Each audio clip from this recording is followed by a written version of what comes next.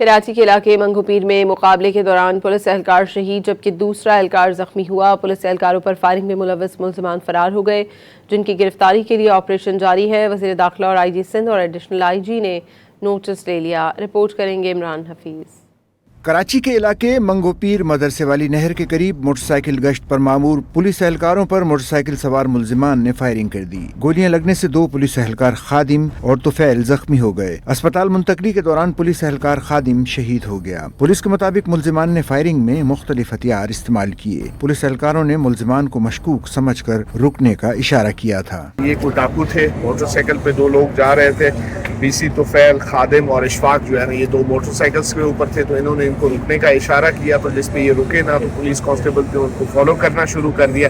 اس follow up کے سلسلے میں جو ہمارا علاقہ بنتا ہے منگو پیر تھانے کا ہب کینال کے پاس جو ہے نا، وہاں پہ انہوں نے جو ہے نا فائر کر دیا۔ ابتدائی معلومات کے مطابق پینٹ شرٹ میں ملبوس ملزمان موٹر سائیکل پر سوار تھے۔ جائے وقوع سے ملنے والی گولیوں کے خول کو فورنسک کے لیے بھیج دیا گیا ہے۔ وزیر داخلہ سندھ نے واقعے کا نوٹس لیتے ہوئے ایس ایس پی ویسٹ سے فوری تفصیلی رپورٹ طلب کر لی۔ ضیاء الانجار نے جامع تفتیش کر کے ملزمان کی گرفتاری کو یقینی بنانے کی ہدایت بھی کر دی۔ آئی جی سندھ اور ایڈیشنل آئی جی کراچی نے اسپتال جا کر زخمی اہلکار کی عیادت کرتے ہوئے بہترین طبی سہولت فراہم کرنے کی ہدایت کی۔ آئی جی سندھ نے ملزمان کی جلد از جلد گرفتاری کے لیے فوری اقدامات کرنے کی بھی ہدایت دی۔